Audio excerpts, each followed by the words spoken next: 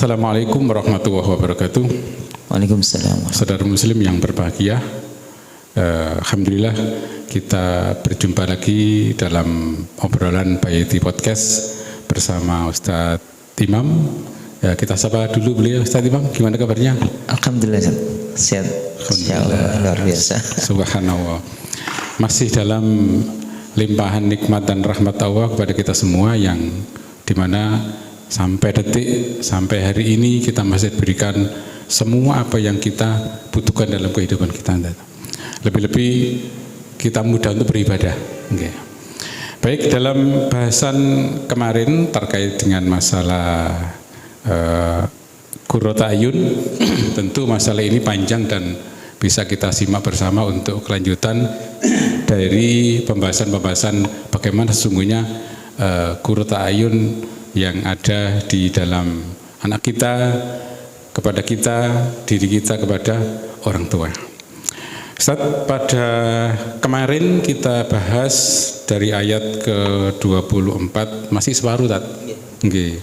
Dengan bunyi waqfid lahuma janahadun minar rahman. Nah, itu kalau kemudian kita lanjut dalam ciri-ciri yang berikutnya, Bakur rabbirhamhuma kama rabbayani sohiro. Sesungguhnya ini sebuah kalimat yang menurut saya sangat di luar ekspektasi kami. Gimana seorang anak itu pengen memuliakan orang tuanya seperti dulu dia disayang dan kemudian dicintai, dihidupi, dipelihara oleh orang tuanya di saat dia masih kecil. Sehingga kalimat di sana, ya Allah berikan rahmat kepada orang tuaku sebagaimana dia dulu menyayangi aku di waktu kita masih bayi. Gimana tadi itu? Masya Allah, luar biasa. Alhamdulillah. Kita sapa untuk pemirsa sekalian. Alhamdulillah, terima kasih masih setia dengan kita di obrolanmu di Bayati Podcast. Terima kasih Ustaz Fauzi. Terima kasih Ustaz. Sabar menjadi moderator. Semoga Allah Subhanahu wa taala berikan kita anak-anak yang soleh, amin, dan soleha, dan anak-anak yang Qurrata Ayun. Alhamdulillah, amin, amin. Baik, jadi kalau kita melanjutkan obrolan kita terkait dengan tema Qurrata Ayun, anak-anak yang saking baiknya membuat kita para orang tua meneteskan air mata dingin, ya. Al-ainu ad-dam wal barid an-natis anil farhi asyadid bi amrin ma, yaitu yang namanya Qurrata Ayun itu adalah air mata yang menetes dari pelupuk kedua orang tua, ya, karena kebahagiaan yang luar biasa yang dalam hatinya. Jadi kalau kita melihat dalam Al-Quran surah Al-Isra ayat 23 sampai ayat 30, di situ bisa kita jumpai satu petunjuk dari Allah Subhanahu wa taala bahwasanya anak yang Qurrata Ayun yang bisa membahagiakan orang tua di dunia dan di akhirat itu adalah memiliki sifat dasar satu, yaitu bertauhid, beriman pada Allah. Yang kedua adalah ihsan. Berbuat ihsan, berbuat baik yang bahkan terbaik kepada kedua orang tua. Nah, adapun rincian daripada ihsan kepada orang tua itu satu, ya, bagaimana seorang anak itu pantang untuk berkata pada orang tuanya, kepada orang tua, berkeluh kesah dan sebagainya, kekerasan secara verbal, tidak melakukan kekerasan secara verbal. Yang kedua adalah walatan harhuma, seorang anak yang tidak pernah menghadiri orang tuanya, ya, atau disimpulkan kekerasan secara fisik. Yang ketiga yaitu wa kullahuma qaulan karima, tapi seorang anak yang senantiasa berkata perkataan yang baik, perkataan yang mulia, perkataan yang bila didengar oleh orang tuanya, orang tua merasa dimuliakan. Masya Allah. Gitu ya. Tenang ya.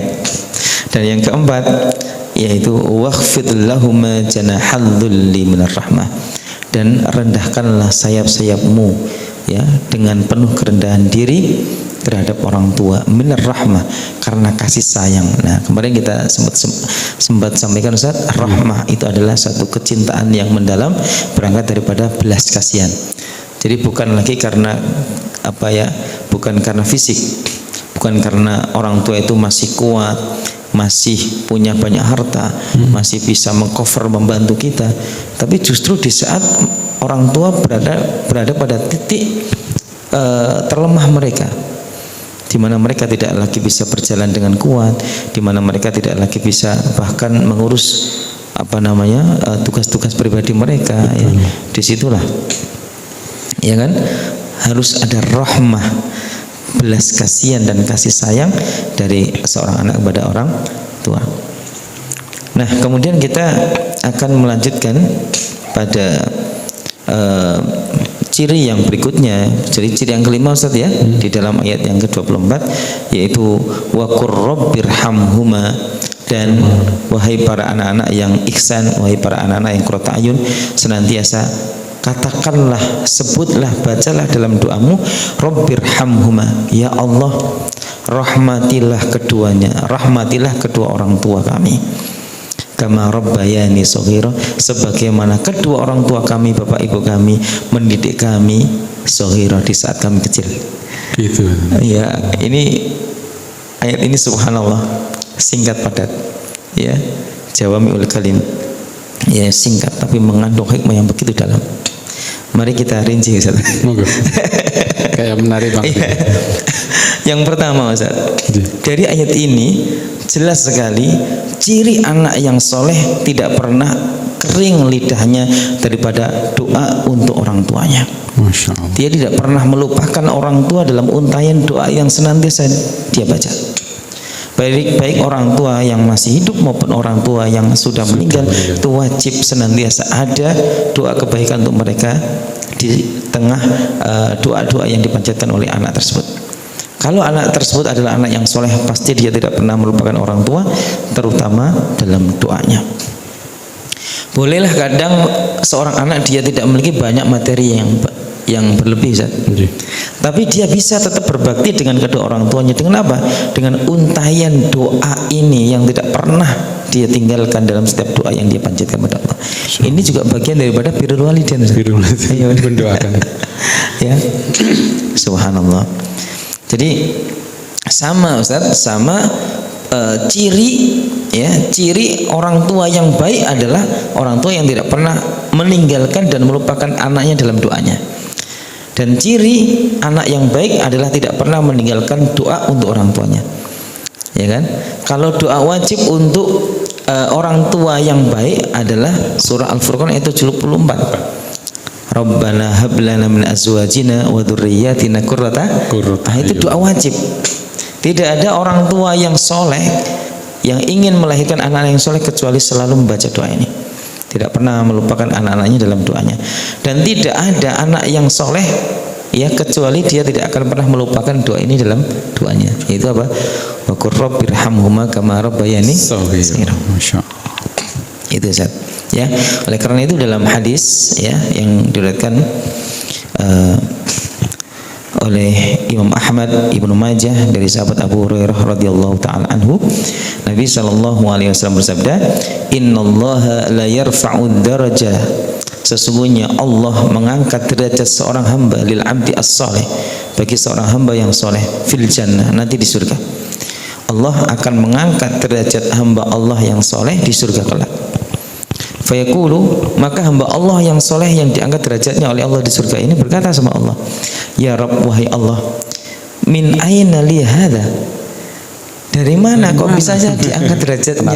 Ya kan gitu. Orang tua penasaran gitu.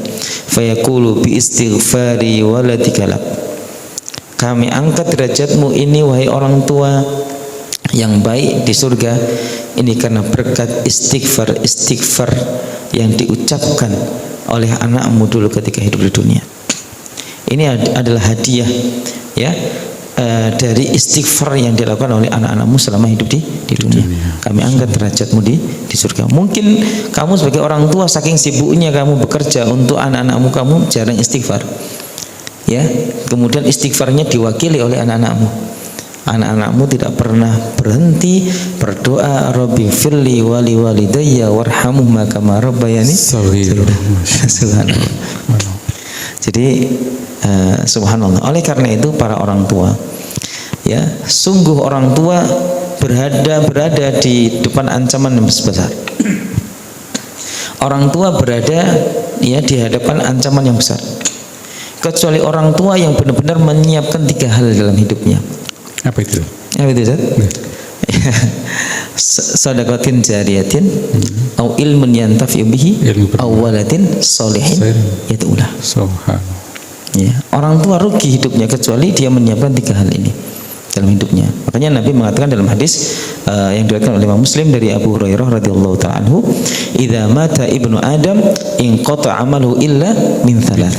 Apabila manusia itu telah meninggal, maka terputus semuanya kecuali dari 3 akses. Dari sedekah jariyah, ilmu yang bermanfaat, dan anak yang soleh yang selalu tidak pernah berhenti mendoakan, beristighfar untuk orang tuanya. Subhanallah, Masya Allah gitu ya.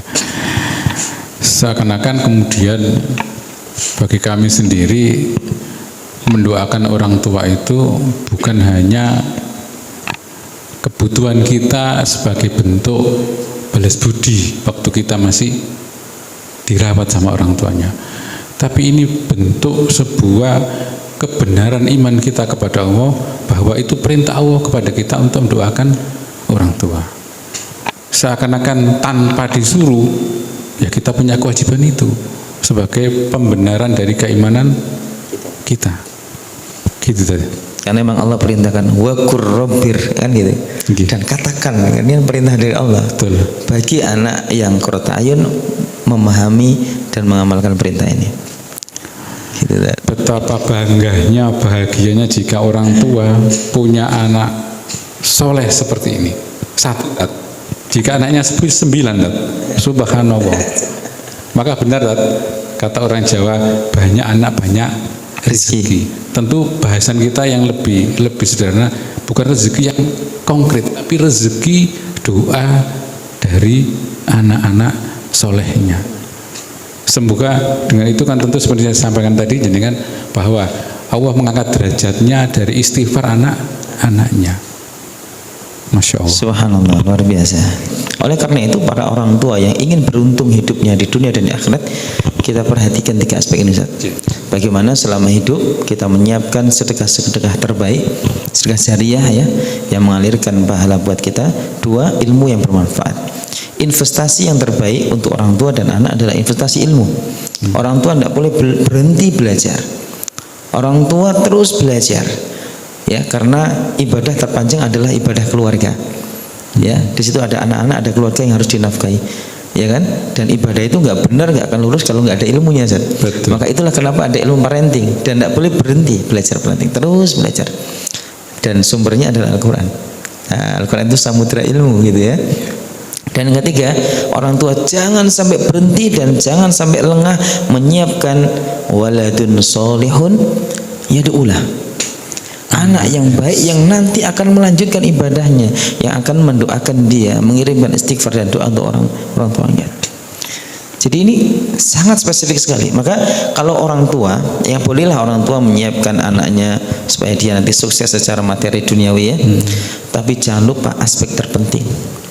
Ini yang nomor 1, harus menjadi anak yang istilahnya taat pada Allah, melaksanakan perintahnya, dan bisa berbakti kepada orang, melanjutkan ibadah orang tuanya. Itu Ustaz. Karena itu bagian dari tujuan kita dihidupkan di Allah SWT ya, adalah bertauhid ya. Bertauhid dan beriman dengan sebenarnya. Masya Allah. Jadi itu wa qur rabbirhamhuma ya, dan anak yang soleh dan qurrat ayun senantiasa mendoakan untuk kedua orang tuanya. Apa? Irhamhuma, ya Allah rahmatilah kedua orang tua kami. Ya. Rahmat kasih sayang Allah Subhanahu wa taala kepada orang tua, baik orang tua yang masih hidup maupun orang tua yang sudah meninggal. Kalau orang tua masih hidup, subhanallah, betapa beruntungnya orang tua di saat dia bekerja, kemudian dia mendapatkan transfer energi dari doa-doa yang dipanjatkan oleh anak-anaknya di pesantren-pesantren, dari anaknya doa yang berdoa ya untuk rahmat untuk orang tuanya. Pasti orang tuanya akan sehat, orang tuanya akan tenang, orang tuanya akan kuat, orang tuanya akan dijauhkan dari mara bahaya oleh Allah Subhanahu wa taala dalam bekerjanya kan? Gitu. Ya kan? Pekerjaannya bisa lebih maksimal, berkah, energi. Gitu ya kan? Luar biasa. Nah, itu pentingnya doa anak kepada orang tuanya. Gitu. Kemudian kama rabbayani shaghira. Nah, ini yang tidak kalah penting saat motivasi untuk kita para orang tua. sebagaimana dulu kedua orang tua kami mendidik kami saat kecil.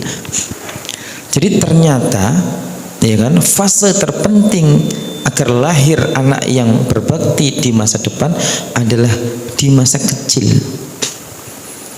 Bagaimana orang tua memperlakukan anak-anak itu di usia kecil, itu penting. Maka disebut dengan apa? Golden age. Betul. Iya kan? Nggak bisa kemudian orang tua di anak-anak di usia kecil nggak pernah diurusi, nggak pernah disayangi, nggak pernah dinafkahi, kemudian besar kita kasih Quran gitu, nak baca Al-Isra ayat 23. Ujuk-ujuk. Iya gitu. Bisa nggak? Bisa aja dengan izin Allah kan ya. Okay. Dengan dalil kamu kan anak biologis kan gitu. Iya. Meskipun tidak pernah dia nasihati, nggak pernah dinafkahi, bisa jadi. Tapi apa? Secara fitrah, anak yang tidak pernah merasakan kasih sayang orang tuanya di masa kecil, bagaimana dia akan menyayangi orang tuanya ya ketika besar. Betul. Itu Ustaz. Okay. Jadi seakan-akan imbal balik agar kita didoakan dan diistighfari oleh anak, ya tentu sebagai orang tua di awal harus melaksanakan tugasnya dengan sebaik-baiknya ya, merawat anaknya, membesarkan dengan kasih sayang, menempa dengan ilmu agama yang benar, sehingga perkembangan dia menjadi dewasa paham betul seakan tugas anak berikutnya adalah berbakti kepada orang tua sampai kemudian mendoakan. Benar. Jadi ada istilah al-jaza'u min jinsil amal. Balasan itu setimpal dengan perbuatan. Ya, jadi orang tua kalau dia maksimal menafkahi anaknya, maksimal memperhatikan dan menyayangi anaknya, kelak anak akan maksimal berbakti kepadanya. Itu seakan-akan memang rumusnya memang seperti itu. Kama rabbayani shaghira. Ya. Jadi subhanallah. Nah, kalau kita perhatikan Ustaz, kalau dalam fase pendidikan ya, ada satu perkataan yang sangat populer dari sahabat Umar bin Khattab ya. Umar bin Khattab itu berkata apa? La'ib ibnaka sab'an. Bermain-mainlah bersama anakmu di usia 7 tahun pertama. Wa adibhu sab'an, dan didiklah dengan tegas dan disiplin di usia 7 tahun kedua. Wa akhihi sab'an, dan bersaudaralah, bersahabatlah dengan anakmu di usia 7 tahun ketiga. Tum alqi hablahu ala gharibi, kemudian lepaskanlah tali kekangnya di atas pundaknya.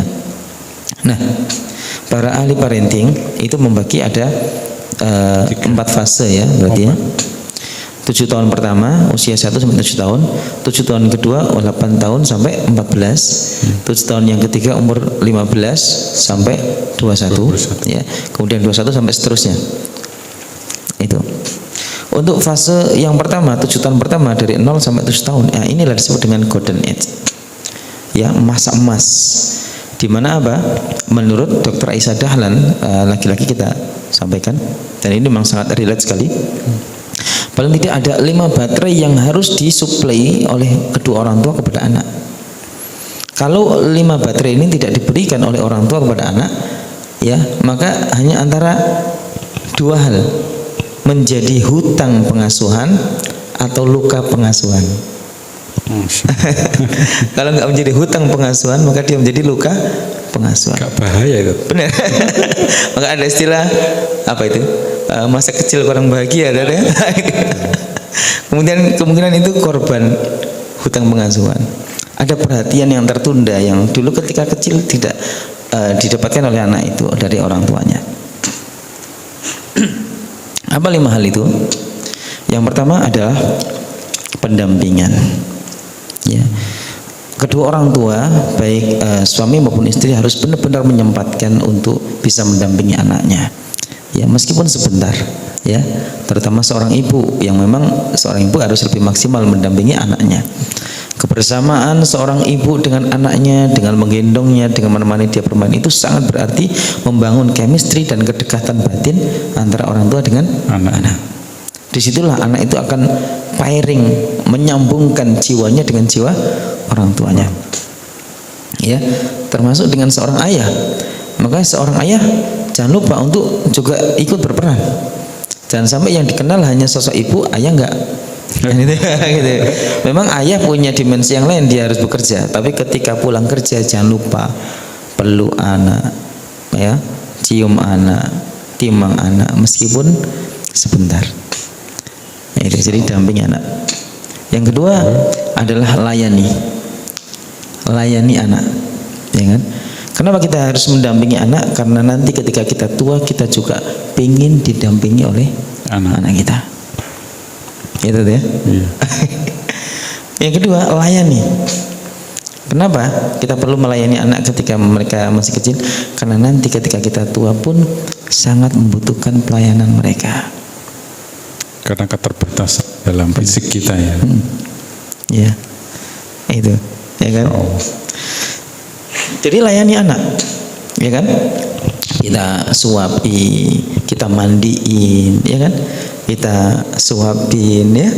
Mungkin kita waktu itu sempat karena mungkin kita bacaannya kurang ya.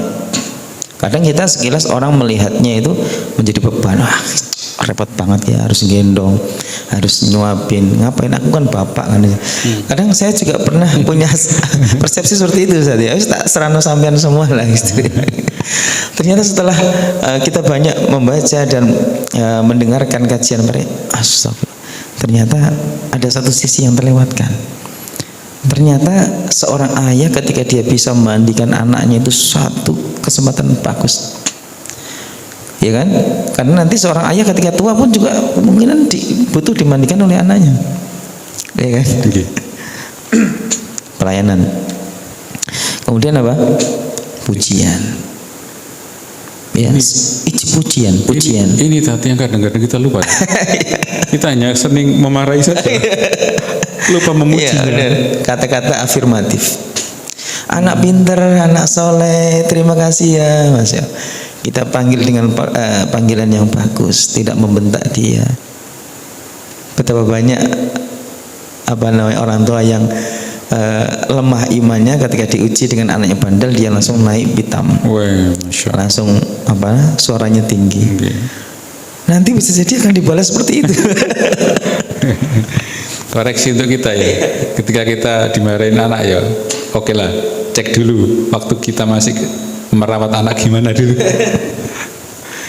Iya, ya. Makanya kita para orang tua harus di malam hari ketika anak-anak tidur harus banyak beristighfar.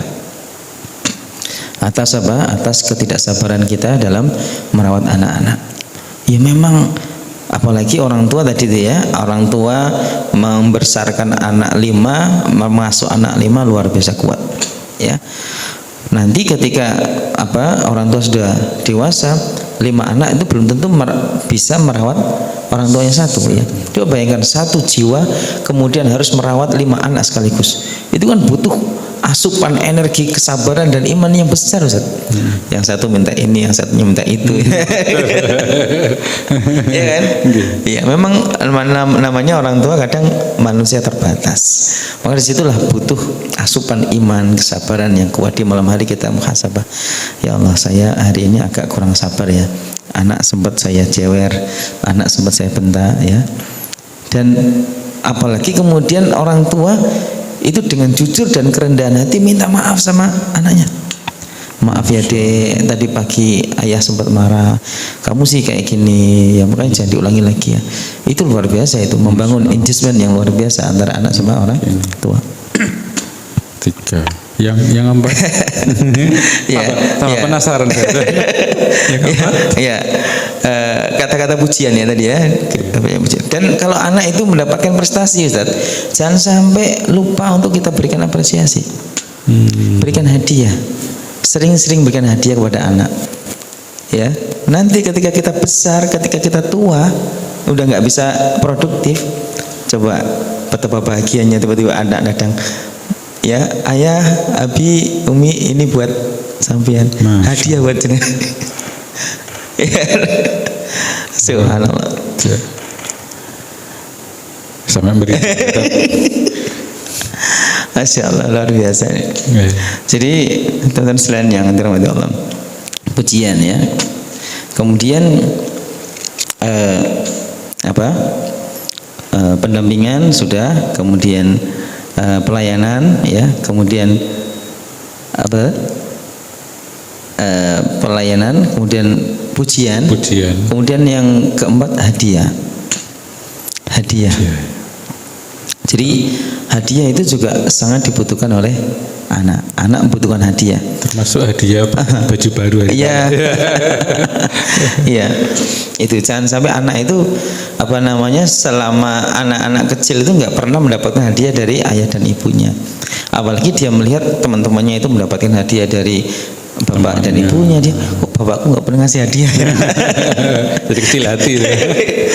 Ibuku kok nggak pernah ngasih hadiah gitu ya. Jadi itu. Jadi kalau di usia 7 tahun pertama kita memberikan asupan itu semua, Ustaz, ya, maka kejiwaan psikis anak itu akan tercukupi kebutuhannya dan kenyang. Dia merasa benar-benar pengasuhannya ini benar-benar tercukupi, dan dia tidak akan mengalami anak yang mengalami hutang pengasuhan. Dia merasa bersyukur karena sudah kama rabbayani shaghira. Ini orang tuaku benar-benar telah mengasuhku dengan maksimal, dengan sebaik-baiknya. Kenapa? Dia menjumpai orang tuanya perhatian. Dia menjumpai orang tuanya benar-benar mendampingi, mengayomi, melayani, memuji dia, ya kan? Dan senantiasa memberikan yang terbaik kepada dia. Subhanallah.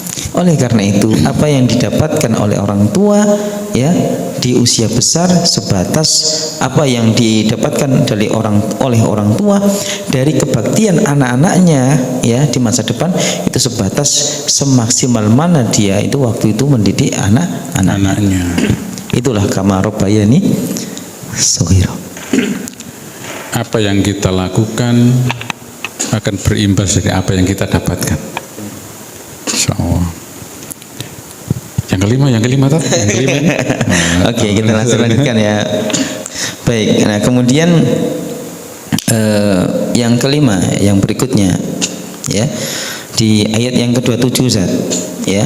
Nah, kemudian diselipkan sedikit nasihat dari Allah, ya. Rabbukum a'lamu bima fi nufusikum. Allah, Tuhan kalian, sangat mengetahui apa yang ada dalam hati kalian, ya. Allah sangat mengetahui apakah dalam hatimu ini kamu tulus berbakti sama orang tuamu, apakah kita ini berangkat dari kesabaran, ya, bagaimana, apakah kita berkeluh kesah, apakah kita ini durhaka, jahat sama orang tua. Allah tahu. Kita baik sama orang tua, Allah mau tahu. Kita durhaka sama orang tua, Allah mau tahu. Ya kan? In takunu sholihin. Kalau kalian para anak menjadi orang-orang yang soleh, anak-anak yang baik, fa innahu kana lil awwabina ghafura, maka Allah terhadap orang-orang yang taat kepadanya, Allah Maha Ampun, ya. Bisa jadi dengan kebaktian seorang anak kepada orang tuanya, Allah mengampuni dosa-dosa anak tersebut. Jadi ada satu nasihat, Ustaz, ya, bagaimana cara membalas budi kebaikan orang tua. Jadi ada satu nasihat, bahkan andaikan seorang anak, ya, itu menggendong orang tuanya dari rumah sampai ke Mekah, ya, itu pun tidak bisa membalas kebaikan orang tua, ya, saking besarnya kebaikan yang diberikan oleh orang tua kepada anak, ya. Subhanallah. Jadi kita para anak tidak boleh menafikan jasa baik daripada orang tua. Nah, kemudian yang terakhir, Ustaz, ihsan kepada orang tua, dan ini bagian daripada ciri qurratu a'yun, itu apa? Wa atidzal qurba, dan berikanlah kerabat daripada orang tua. Ada paman, ada bibi, ada pakli, ada bule, ya. Haqqahu, hak-haknya berikan, ya kan? Silaturahim, kita berbagi makanan, berbagi apa yang bisa kita bagi, ya.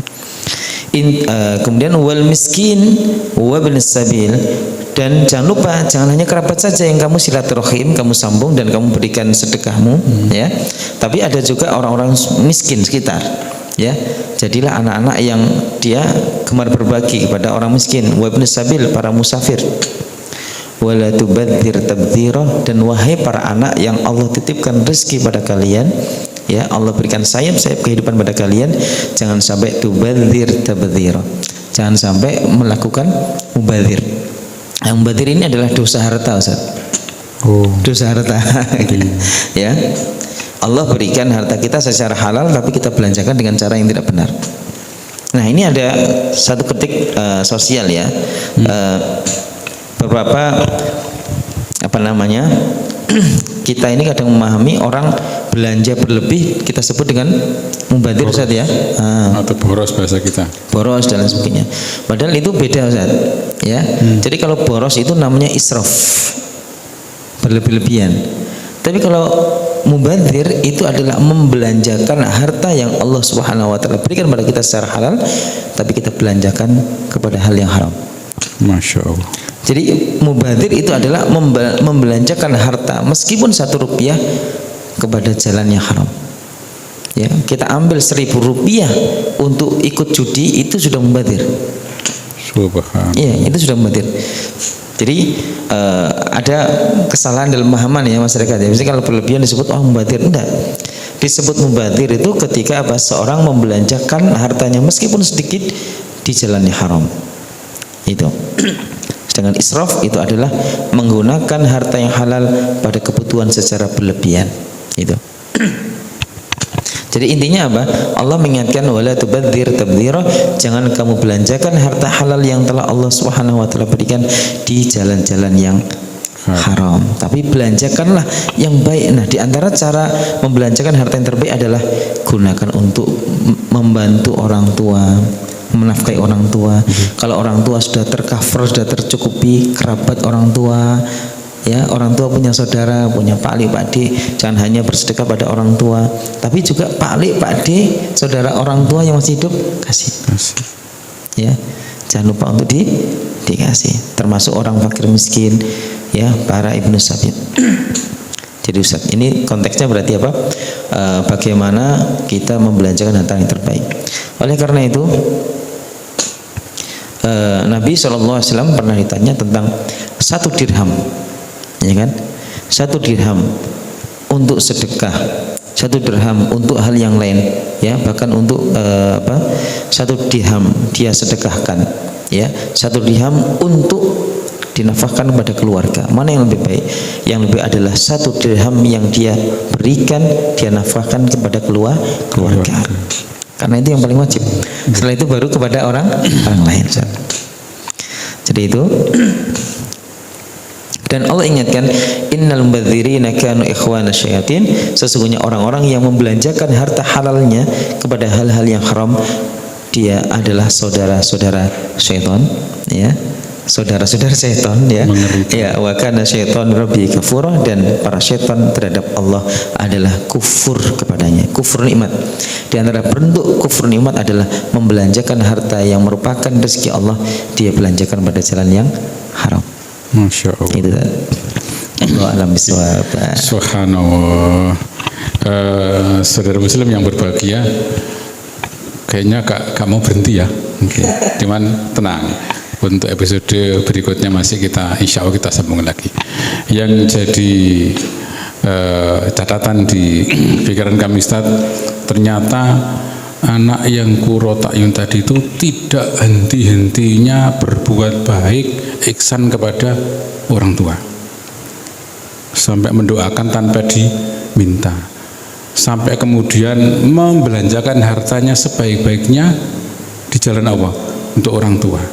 Dan tidak berhenti juga untuk berbuat baik kepada yang lain. Ketika orang tua terpenuhi, keluarga terpenuhi, kemudian keluarga besar dari orang tua, paman dan sebagainya, atau bahkan sahabat orang tua kita silaturahimi, bahkan kemudian tidak berhenti itu, menggunakan hartanya jika masih ada untuk orang-orang fakir miskin di sekitarnya.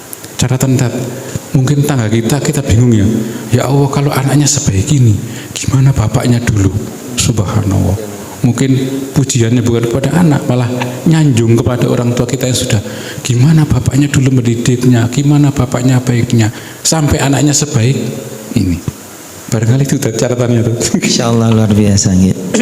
Baik Ustaz Fauzi, saya kira untuk ciri-ciri anak qurrata ayun itu sudah tuntas sampai di ayat yang ke-27 saja. Ya.